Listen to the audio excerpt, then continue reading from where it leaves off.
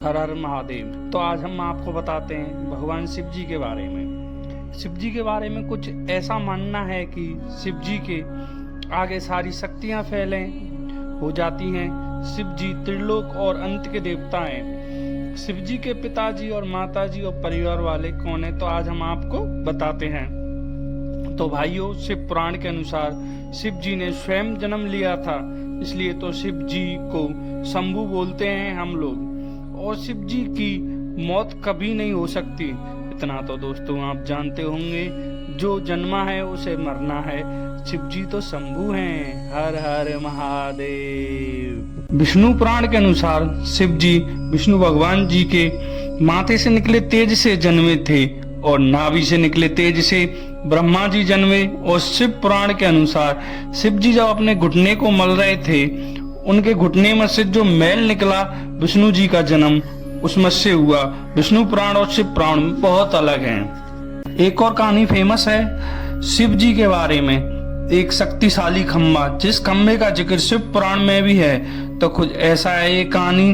विष्णु जी और ब्रह्मा जी में झगड़ा हो रहा था आपस में कि मैं बड़ा हूँ सबसे, आपस में एक दूसरे को नीचा दिखा रहे थे। तभी एक शक्तिशाली खम्बे के रूप में शिव जी उन दोनों के बीच में तभी खम्बे आए। तभी खम्बे से आवाज आती है, जो मेरा छोर अंत ढूंढ लेगा सबसे पहले वही बड़ा होगा।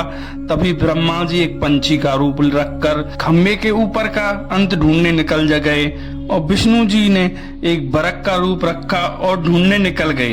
बट दोनों भगवानों को कहीं अंत नहीं मिला और हार मान के आ गए। तभी शंभू जी अपने असली रूप में आए और दोनों शंभू जी को प्रणाम करने लगे, क्योंकि शंभू जी तो शंभू हैं, तो उनका अंत कहीं नहीं है, तो उनका छोर कहां से होगा। हर हर महादेव।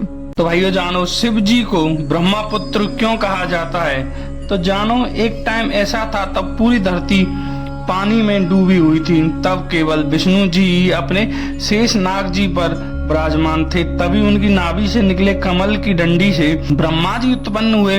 विष्णु जी और ब्रह्मा जी की दुनिया से रिलेटेड बातें कर रहे थे। तभी शिव जी प्रकट हुए और ब्रह्मा जी ने शिव जी को पहचानने से इनकार कर दिया और शिव जी क्रोधित हो गए। तभी विष्णु जी ने ब्रह्मा जी को समझाया और ब्रह्मा जी अपनी गलती का एहसास करते हुए शिव जी से क्षमा मांगी और अपने पुत्र के रूप में पैदा होने का वरदान मांगा। भोले तो भोले ही हैं। और ब्रह्मा जी तब सृष्टि की रचना कर रहे थे, तब उन्हें एक बच्चे की भी जरूरत थी।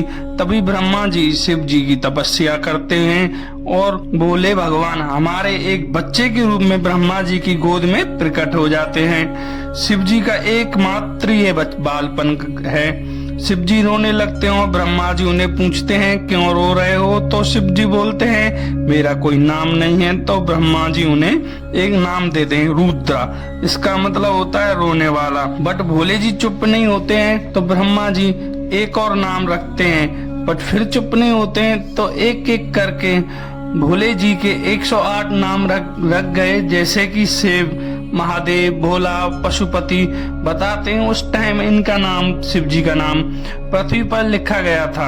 हर हर महादेव।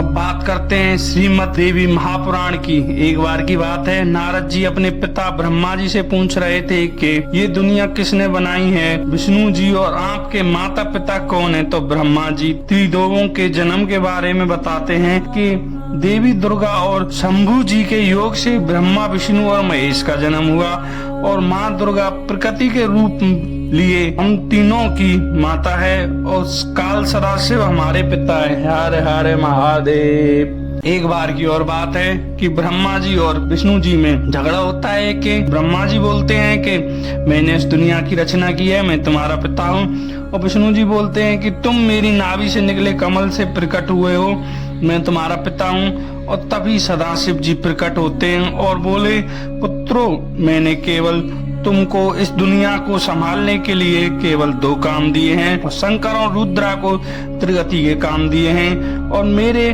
5 मुंह हैं, पहले मुंह से ओंकार, दूसरे मुंह से ओंकार, तीसरे मुंह से मुकार और चौथे मुंह से बिंदु और 5वें मुंह से नाथ। इन्हीं से ओम शब्द बनाए, जिससे हम भगवान शिव जी की साधना करते हैं। ओम।